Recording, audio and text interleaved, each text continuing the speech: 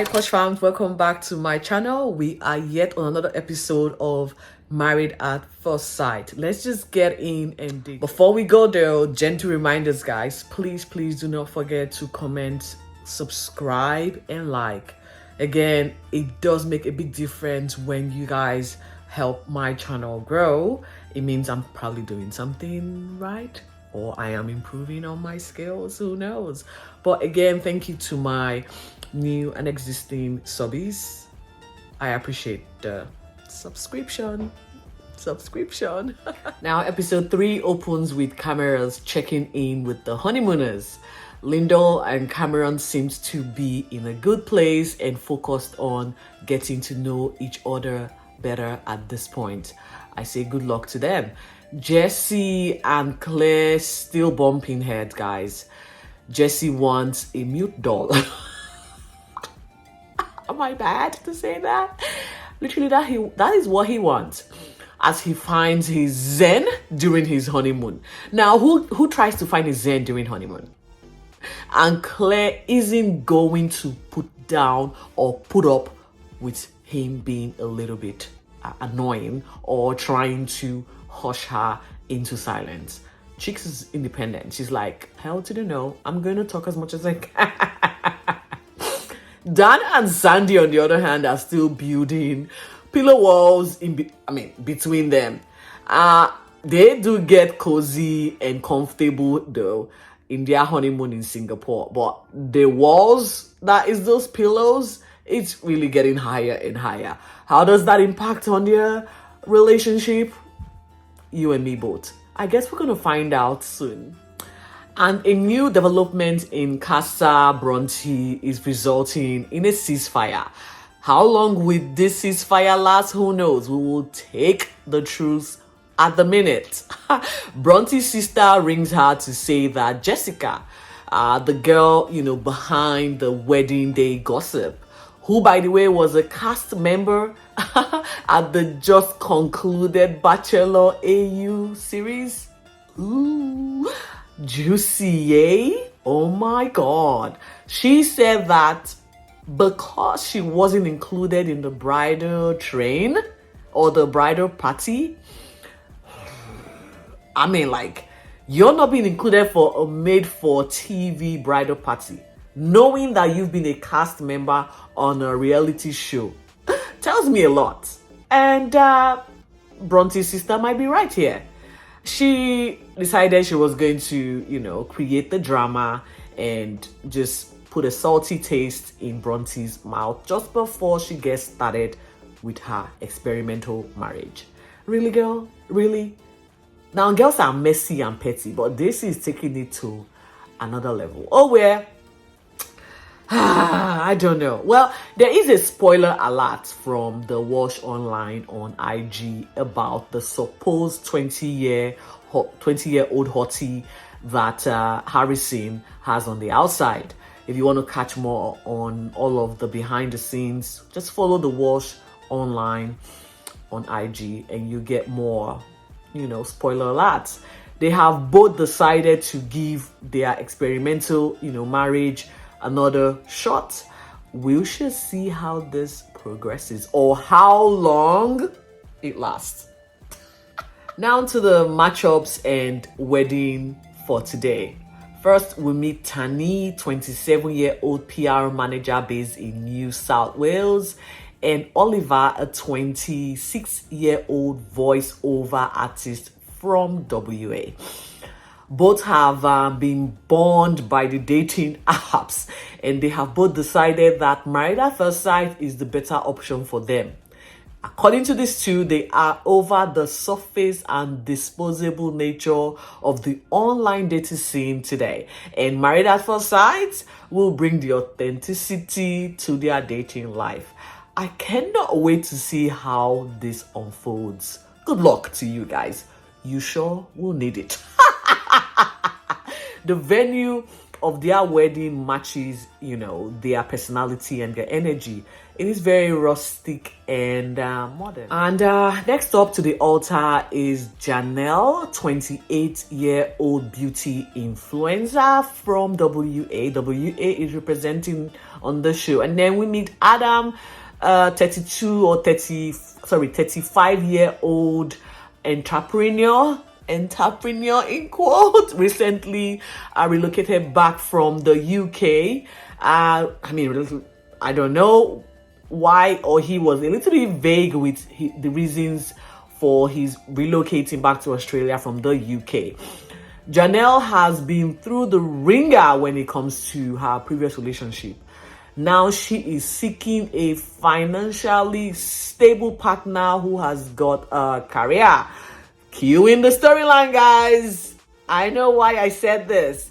The experts do know how to match people up for the ultimate shock value for TV ratings, guys.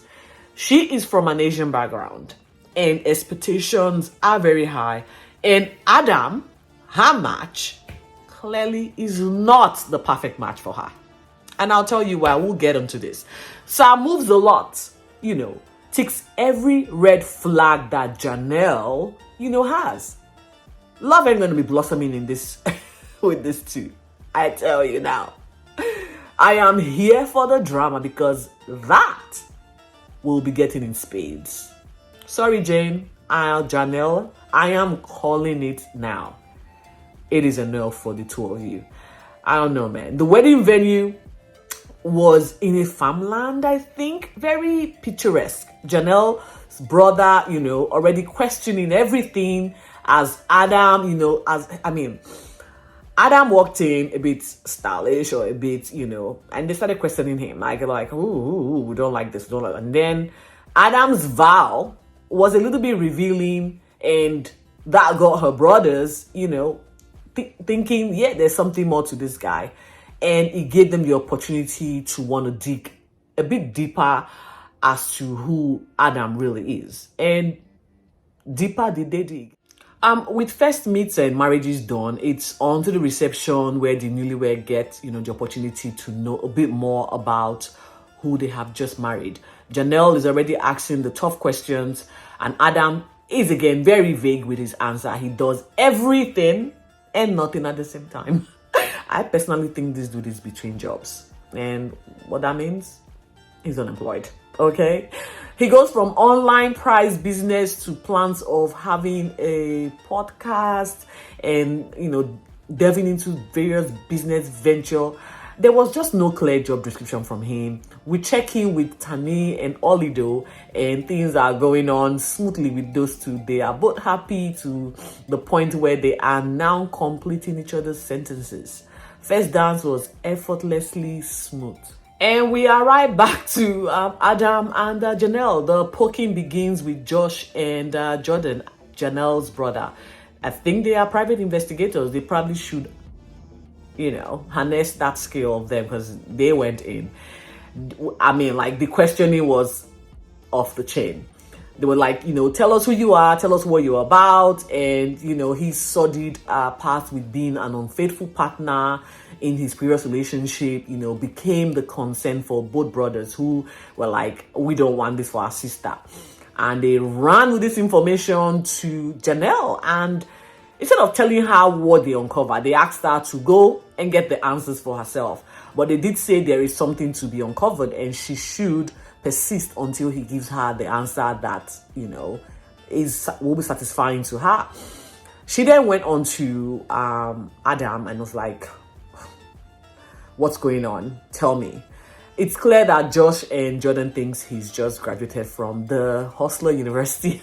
According to their words, Hustler University means someone that's got no clear job description but literally does everything and it's vague. That's like, he's just a hustler. The intensity of the probing overrode the evening and the experience. Adam talked about his past unfaithful ways, and when it comes to his career, yet again, Adam smooth talked his way out of it. He didn't really want to answer the question. I don't know. It just, I guess, guys, we've got the drama that we've been waiting for, and the plot twist just thickens. It is the morning after the wedding for Ollie and Janelle, and the vibe is all lovey-dovey for these two. Fiji is their honeymoon destination, and as they tried to figure out where Fiji is on the map, we check in yet again with Janelle and Adam, and there is tension, guys. There is tension. That tension went through the night, job description, the recurrent nightmare. Janelle wants a man with a job and a stable income. Adam is offended that, what he does or literally doesn't do is under the microscope. Slow down, mate. She is right here. Your financial situation is an important factor in a marriage. I don't know. Jeez, we are in the middle of an inflation. If I'm getting involved with you, I have to know what you do for a living, what you're bringing into the table.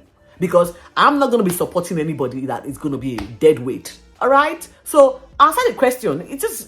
I'll start getting irritated anyway. But that's just me. See? I am fired up. We are back with the Islanders, Ollie and Tahnee, and they are having the time of their lives in Fiji.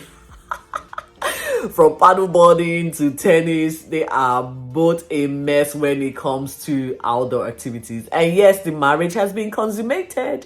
And if you know the show, it's a big deal because they sort of dish us some soft porn. I know. Good on them. Janelle and Adam managed to make their way to Cairns for their honeymoon, and the argument hasn't stopped, guys. From the wedding night to the reception to the it just went on. Even on the plane, I'm pretty sure they were arguing. And now they're on their first date. They are still trying to find out what Adam does for a living. I do not know. My ears are starting to hurt at this point. They then finally called a truce because offended Adam wasn't having a bar of it. The deep conversation was just too much for him. He didn't want to explain what he does. Again, with the vague answers. This is where it ends, Posh fams. Episode 4 will be packing the punch, guys. The honesty box is going to be in play, and it is sure to ignite some fireworks. See you.